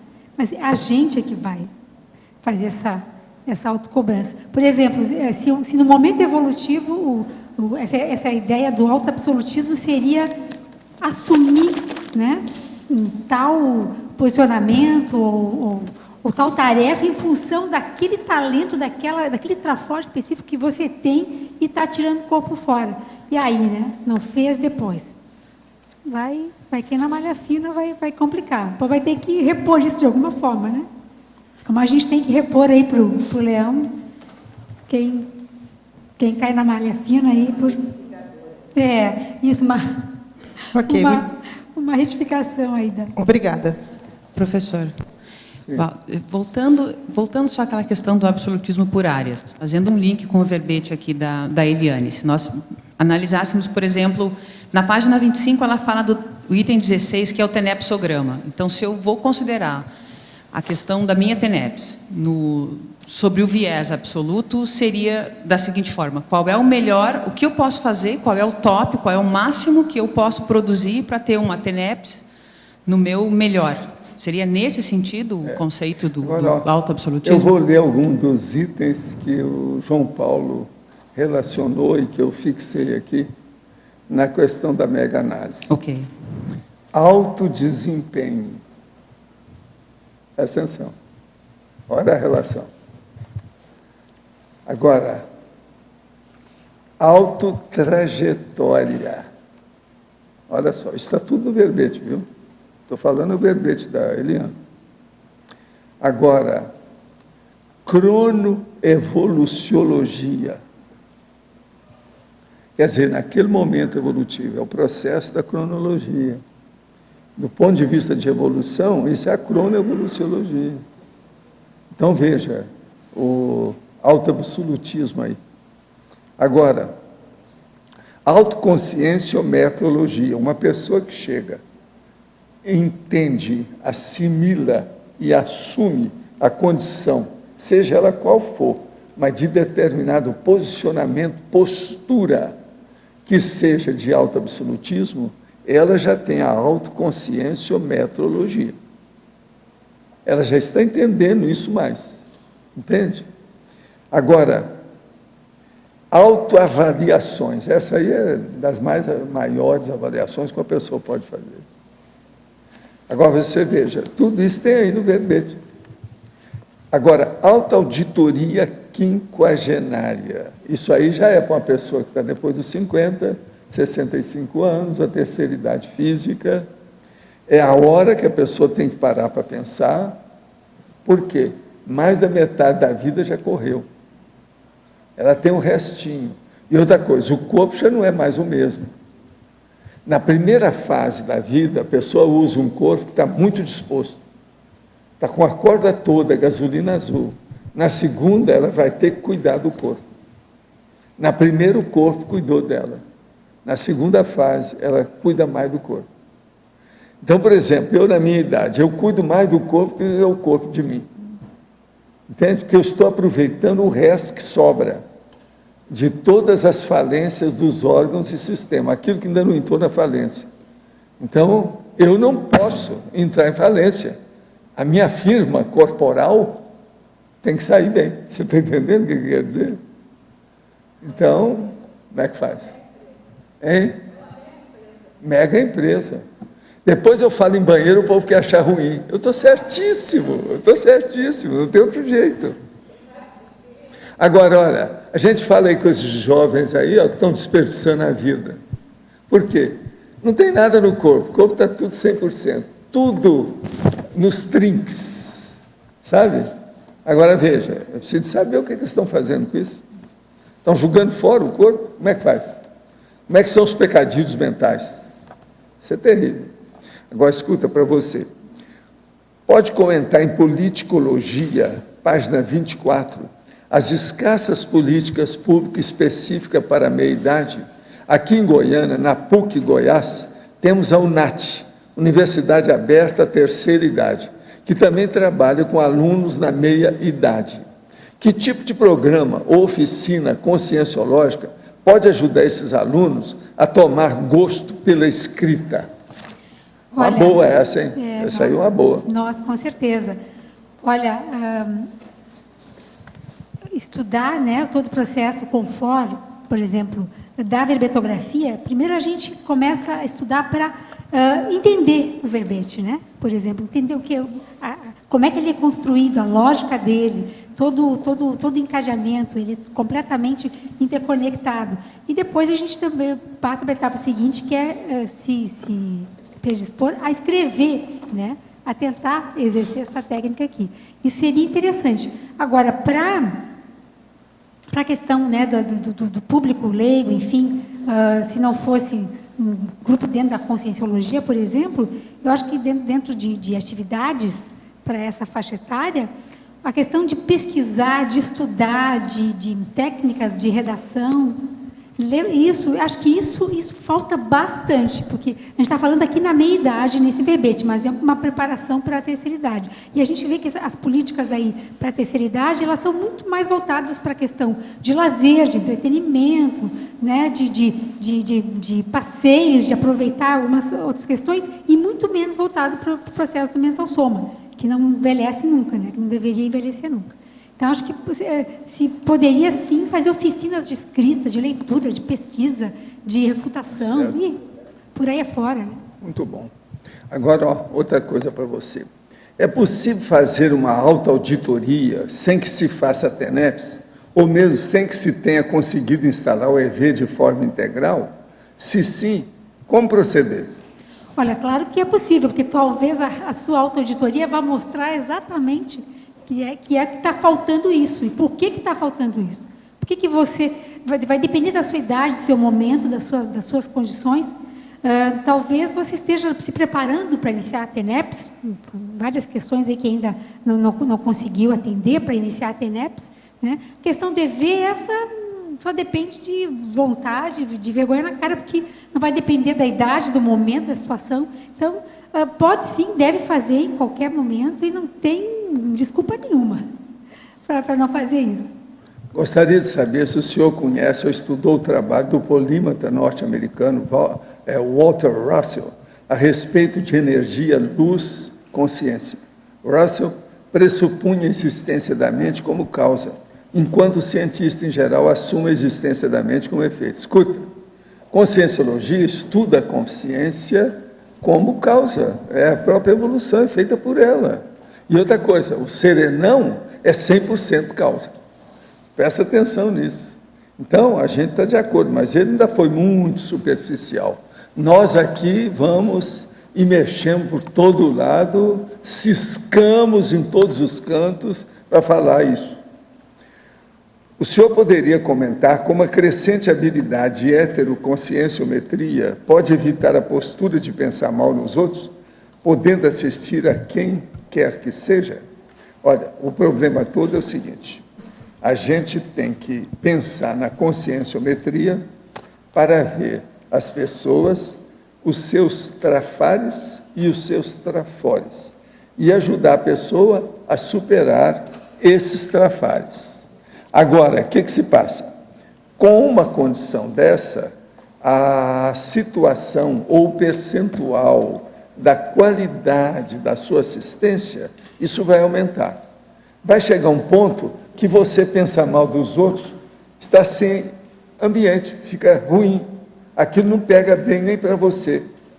Então, a situação, não há dúvida que o conscienciograma pode levar a pessoa a eliminar o pensamento mal a respeito das pessoas. Mas ela tem que aprofundar mais, cada vez mais, a autoavaliação e estudar a heteroavaliação. Ou seja, ela tem que entrar na autocriticologia e também pensar na heterocriticologia. Aí tudo melhora. Professor, letra B, João Melo aqui.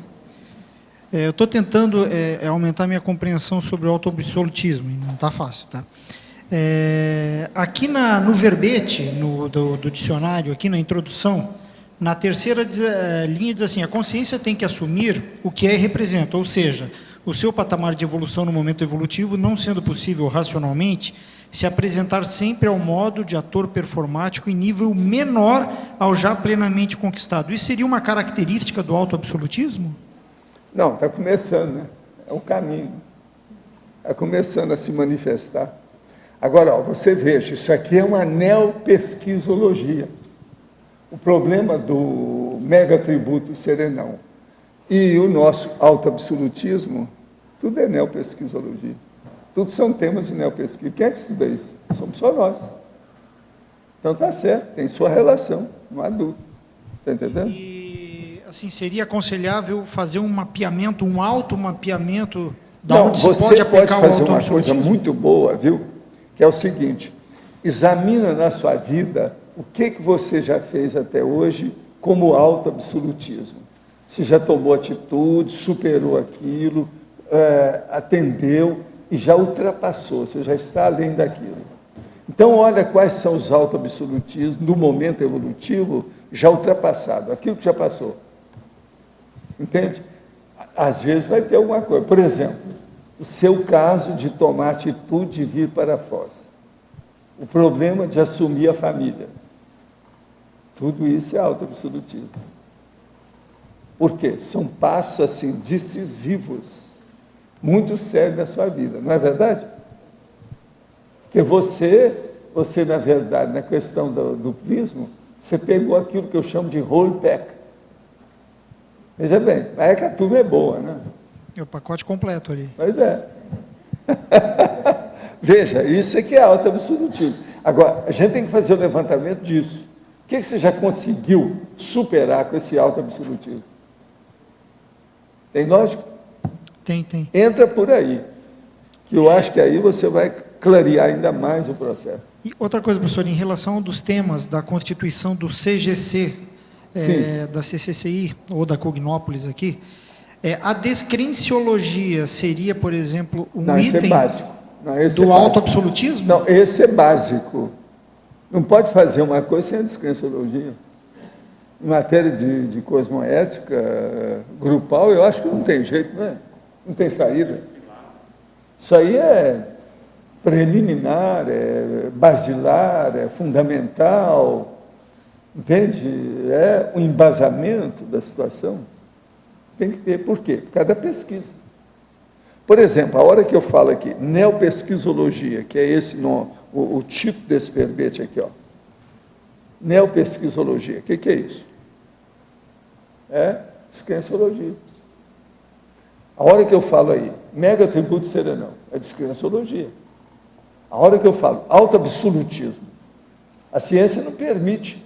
Tudo para ela que fala em absolutismo é impossibilidade, é impraticabilidade.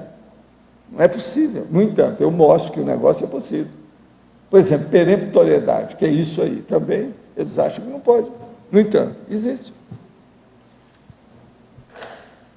Começa a pensar por aí. Agora, ó, esses aí são conceitos que nós estamos falando, que a pessoa não vai assimilar totalmente no primeiro minuto, não adianta. A pessoa tem que pensar mais, ela tem que ver com calma, porque a estrutura do conceito é muito complexa, é multifária, ou seja, multifacetada. É das coisas mais complexas que eu vi. É coisa bem complexazinha. Tem outras junto com essa, mas essas aí as duas são difíceis. Por quê? Está tudo caminhando para a mateologia, que é o top, aquilo que está a ponta pontiaguda do serenão, que está furando para caminhar na frente, na evolução. A pessoa está na ponta da ponta da ponta da ponta. E é o caminho em linha reta também, né? A partir total, linha reta, tem que ser. E dentro da pista principal. Não é linha reta para o acostamento, não. É na linha principal. Isso aí que é o brabo ali, ó. É o megafoco, não pode sair do megafoco. Agora, vocês estão vendo que a gente tem que pensar tudo com racionalidade. Não tem jeito de fugir disso. Quanto mais racional você esteja, mais racional vão ficando as coisas. Daqui a pouco você está com a linearidade pensênica. Você está, então, racionalizando tudo a partir do que você pensa. A hora que chegar nisso, as coisas mudam todas, na sua vida inteira. Aí a pessoa chega lá, como aconteceu agora recentemente, com um homem veio me falar, Valdo, eu pensei que eu tivesse jogado todos os bagulhos energéticos fora. Não. Ainda tinha uns 40% em casa. Eu só fui ver isso a hora que eu comecei a pensar na pensenologia. Sai dessa. Agora, eu não cheguei a examinar com ele o que eram os bagulhos últimos que ele tinha. Entende? Mas havia. Eu penso que devia de ter livro besta, que estava perdendo tempo com aquilo, às vezes um monte de livro, entende? Que não interessava mais para ele. Às vezes um livro, por exemplo, pode ser até sobre uma coleção que ele tem, por exemplo, sobre livros sobre futebol. Às vezes que não interessa mais. É um bagulho. Ele não raciocinou nisso. Sendo que, no caso dele, não tinha gente lá para interessar por aquilo. Vamos supor que seja futebol. Não tinha criança, não tinha nada que interessava. Então, para que tem aquilo? Olha o bagulho, é bagulho. Energia estagnada. Então, agora veja, é um monte de livro que pode ser bagulhões. A gente tem que estudar isso tudo. Você entendeu a sutileza da história? Valdo, essa frase que o João... Aqui, Marina, no ar. Essa frase que o João colocou no início, não sendo possível racionalmente se apresentar sempre ao modo de ator performático em nível menor ao já plenamente conquistado. Se a gente tira a palavra sempre, não fica aí o conceito do infiltrado? Aquele infiltrado cosmoético? Sim, até um certo ponto, né? Fiz a associação. Mas agora, certa? o que eu quero dizer é o que está escrito aqui. Não, deixa eu ler bem. a frase toda, olha só. Segundo a evoluciologia, a consciência tende a assumir o que é e representa, ou seja, o seu patamar de evolução no momento evolutivo. Okay. Não sendo possível, racionalmente, se apresentar sempre ao modo de ator performático, em nível menor ao já plenamente conquistado. Porque o ator, a palavra sempre... depende do que eles precisam, eles colocam o ator com a outra cara, outra condição. Eu, por exemplo, eu jamais seria ator do jeito que eles quiseram. Me convidaram 4 vezes, eu recusei todas. Mas não é devido ao processo só do Instituto, aquilo não, o negócio de Miami, os processos, nada disso. O problema é o seguinte, é que eu não desejaria fazer, por exemplo, o papel de como eles fazem hoje os filmes, de um pseudo-vilão para eles, mas que é um vilão. O mocinho é um vilão. Ele é um meliante, ele é um criminoso. Eu não vou querer fazer um papel de um criminoso que está dando exemplo de... Outra coisa, eu não vou querer ficar num filme fumando toda hora lá para mostrar para os outros que estão fumando. Não ia conseguir. Veja, eu acho que uma pessoa quando ela decide a ser ator ou atriz, eu não estou metendo o pau nos atores e atrizes, escuta bem.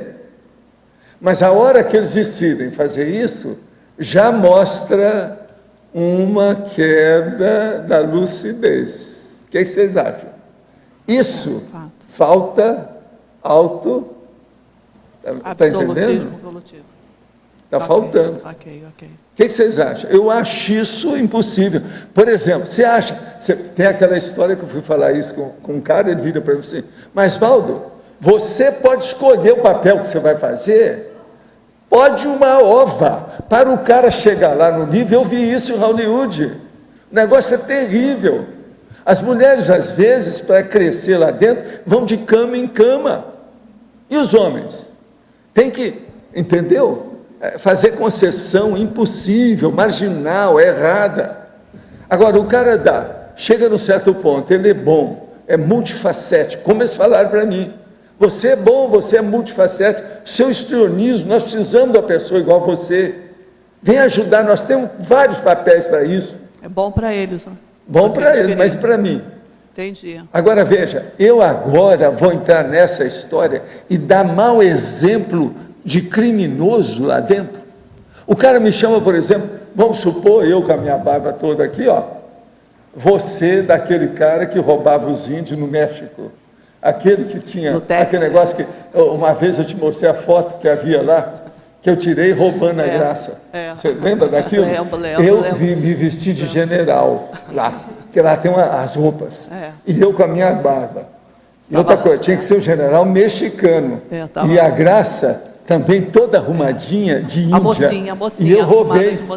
A história era essa. Então aparece eu e ela, tiraram a foto. Eu roubando a Índia. Quer dizer, eu vou fazer um papel desse em filme?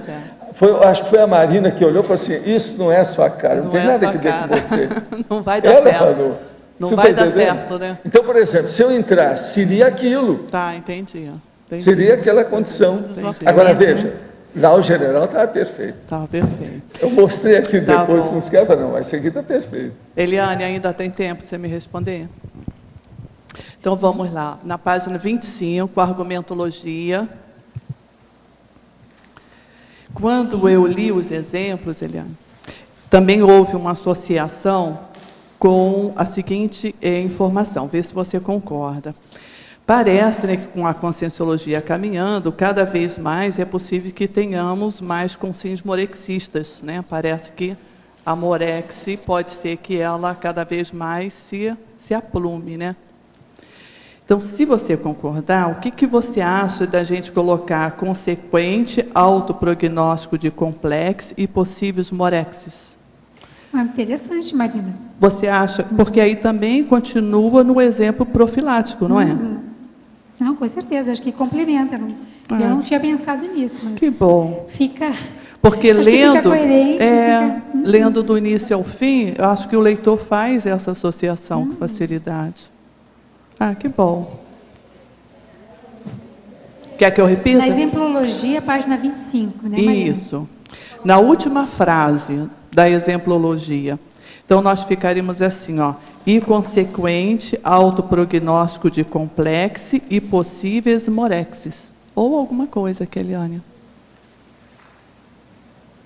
Muito bom, Marina, obrigada. Nada. Obrigada a você, Eliane. Imagina. Professor Valdo, eu queria fazer uma pergunta. O senhor acha que, o senhor pensa que na meia-idade a gente tenha que ser mais auto-absolutista do que quando se era mais jovem? Auto o quê? Auto-absolutista. Ele é nesse conceito. Não, quanto mais idade você tem, mais você tem que caminhar para o auto-absolutismo. Então agora, né? Quanto mais idade você tem. Agora, o que é bacana é a hora que você vê uma pessoa jovem também, que já sim, bate na mesa perante si mesma. Isso é o máximo. Entende? É isso que é o sério. É o que se quer, né? Que a gente é a autodeterminação chegar, né? praticamente prematura. Entende? Isso é o máximo. Porque o problema aí é de autodeterminação, né? Você sabe. O autoabsolutismo é isso. Agora, não adianta nada se a pessoa não tem convicção disso. Para ter convicção, a primeira coisa que ela tem é que tem que entender o conteúdo desse conceito. O que quer dizer isso? E outra coisa, além de entender o conteúdo, ela vê a aplicação, os efeitos, as derivações. Por que aquilo? A razão de ser. Isso é seríssimo. Então, o problema nosso todo é de lógica e de racionalidade. Não devemos admitir nada sem isso. Isso seria também um autoabsolutismo permanente, como fosse um slogan para a vida, um lema para a pessoa viver. Racionalidade, lógica, ponderação, reflexão. Não abrir mão nunca desse conceito. Senão não adianta. A hora que você abre mão de qualquer coisa nesse sentido, você desvia. E outra coisa, amanhã pode ter arrependimento devido a isso. Já um processo, a hora que tem lógica e racionalidade, você está fazendo tudo de acordo com o nível da sua inteligência naquele momento evolutivo, como eu falo. Você não errou. Vamos supor que a sua resolução ainda não foi a ideal, mas não houve erro. Você está entendendo? Não há possibilidade de arrependimento. É a sua inexperiência que levou você para Foi a mais próxima, talvez, do Porque a do melhor experiência ideal. ela vai melhorando o nível de racionalidade, de lógica, de ponderação. Por isso que eu falo, na meia idade, 50 anos, por exemplo, com 65, na terceira idade, a pessoa já... O que ela vai esperar mais? 65 anos já são praticamente 2/3 da vida. As pessoas hoje estão vivendo até mais de 100 anos, mas 65 é mais ou menos 2/3 da vida. O que ela veio mostrar, ela já mostrou. É aquilo que eu já falei aqui há vários anos. Eu não preciso de me defender mais nada, todo mundo sabe da minha vida. O que eu tinha que dar, eu já dei. Se eu não estou fazendo coisa boa a partir disso, é porque o negócio já veio errado há muito tempo. Então, eu preciso de consertar isso tudo. Ou eu sou assim ou não sou. Então, veja, no meu processo de com 5 cobaia mora aqui nessa história de, vamos dizer aí, o bobo da corte do problema, o negócio não é fácil. Eu tenho que me expor do jeito que eu sou. Agora, por exemplo, eu vou querer me defender nessa altura dos acontecimentos, isso é bobagem. O que eu sou vai olhar minha vida e ver como eu sou.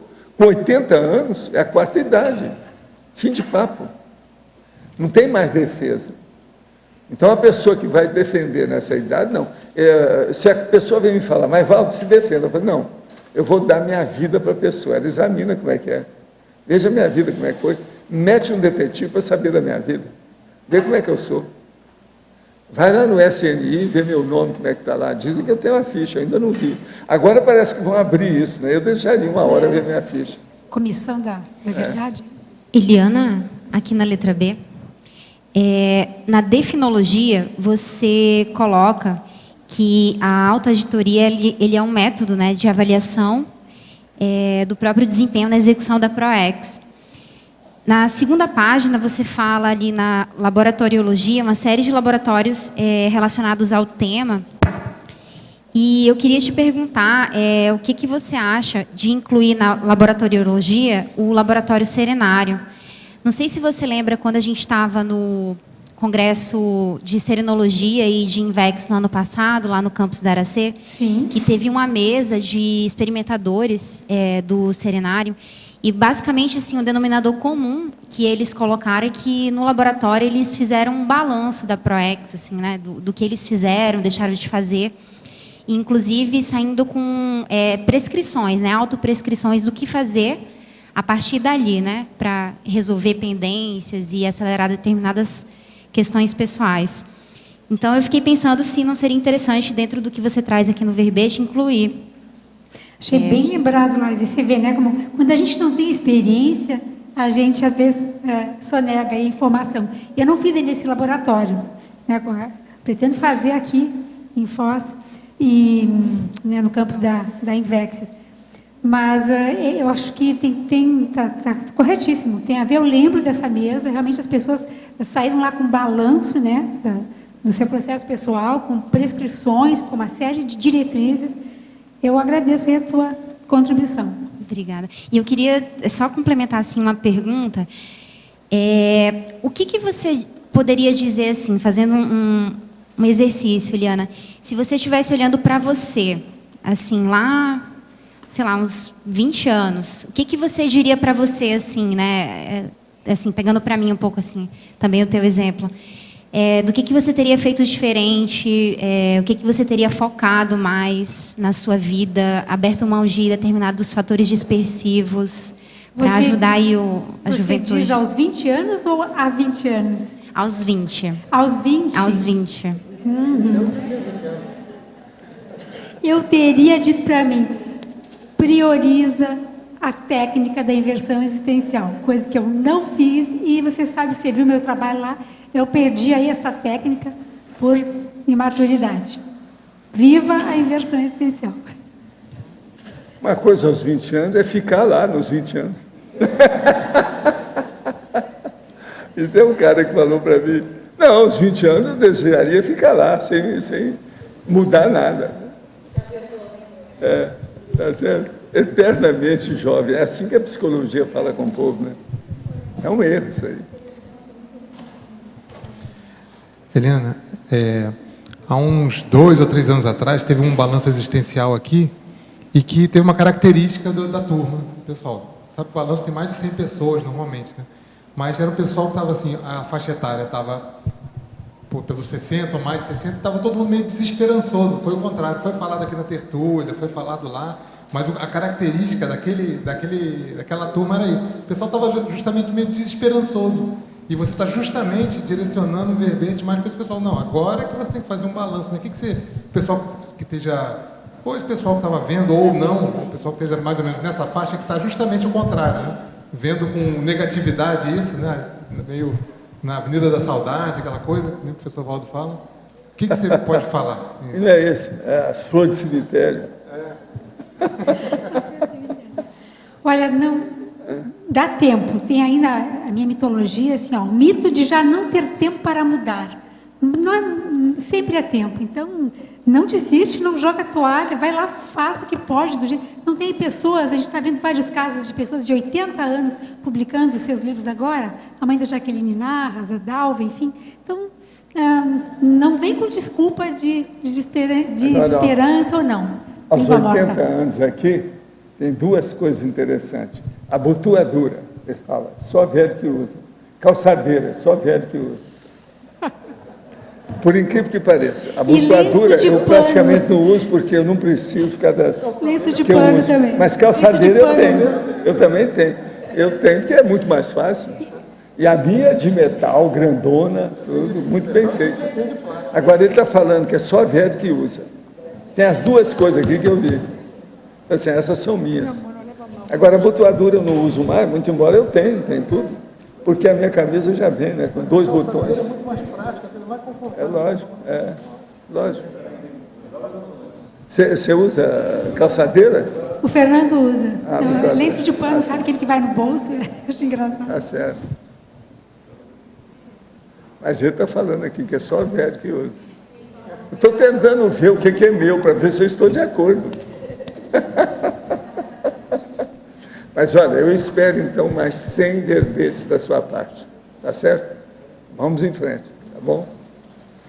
Os nossos comerciais, por favor. Obrigada. As pontuações da tertúlia de hoje foram 56 assinaturas no livro de presença, 22 perguntas presenciais, 11 perguntas respondidas online. Hoje temos 4 recados. Albert, primeira Jornada Internacional de Conscienciometrologia, MIUS, Fórum Aracê, Mercedes, Conselho dos 500, Laisa, 8ª semana da Invexis.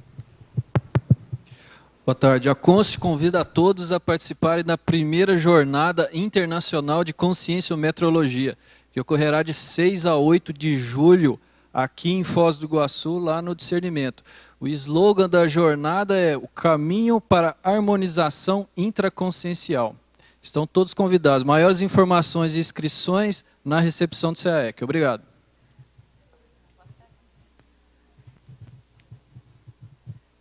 Boa tarde. Temos um convite aos tertulianos. Você é nosso convidado ao Fórum de Pesquisa que acontece no dia 3 de junho, domingo, de 9 às 11, no campus da Aracê. Nesse fórum será debatido o tema Admiração e Discordância no Cotidiano, será apresentado pelo pesquisador Vinícius Bernardi, um empresário voluntariado da Aracê. O local é na sala de pesquisa do plenário do campo da Aracê. Aguardamos a sua participação. Mais informação pelo e-mail científico@arace.org. Obrigada. Boa tarde a todos. Falo em nome da Comissão de Gestão para recordar vocês que têm uma obrigação de emitir algum assunto, se é que você está preocupado por alguma coisa, porque a Comissão de Gestão se reúne el día 24, la Asamblea, disculpa, se reunirá el 24 de junio. Y queremos llamar su atención sobre que cualquier asunto o tema relacionado con la Carnópolis Foz y que puedan repercutir en la comunidad carnopolitana son passíveis de ser enviados. Entonces, envíe sus asuntos ao email contato@c500, disculpa, .org.br até o dia 31 de maio de 2012, que é amanhã. Ou deixe na caixa de sugestão seus assuntos também. Reserve a data em sua agenda. Não esqueça. Comissão de Gestão. Obrigada. Olá, Sinvexes, o CIEC e a IAC. Tenho o prazer de convidá-los para a 8ª semana da Invex, que ocorrerá no campus Discernimento, no período de 15 a 22 de julho deste ano. No dia 15, realizaremos um curso chamado Atacagismo Assistencial Teático, Desafios e Oportunidades, com os professores Nancy Trivelato e Wagner Alegrete. Do dia 16 ao dia 19, realizaremos o 10º Congresso Internacional de Inversão Existencial, no Discernimento, e nos dias 21 e 22 de julho, no Salão das Dinâmicas do CAEC, realizaremos o curso Campo Assistencial Holossomático. Hoje eu gostaria de destacar duas atividades que ocorrerão no primeiro dia do Congresso, no dia 16 de julho. A primeira delas é um curso de abertura com o professor Valdo Vieira, que ocorrerá aqui no Tertuliário, das 8 às 10 da manhã e da 1 às 3 da tarde, onde o professor Valdo apresentará 2 verbetes inéditos, chamado Invexoprofilaxia e Pandeirologia. Neste mesmo dia, nós teremos também a abertura do FLAIN, que ocorrerá no Discernimento, essa abertura, e os pesquisadores e congressistas serão convidados a saírem fora do corpo e irem ao campus de Invexologia, especificamente dentro do Laboratório Serenário, para visualizarem o objeto que estará lá dentro. Então, nós também fazemos este convite. Para inscrições, vocês podem procurar a Sinvex, que está hoje com a sua sede no campus de Invexologia, que fica ao lado do condomínio residencial Vila Consciência, ou aqui na recepção do CAEC. Mais informações, procurem-nos na página do Facebook e o CAEC é o telefone 45-3525-2652. Obrigada. O verbete eleito para amanhã é Militância Política, especialidade Antipoliticologia. Autora, professora Tânia Guimarães. Obrigada e boa tarde a todos.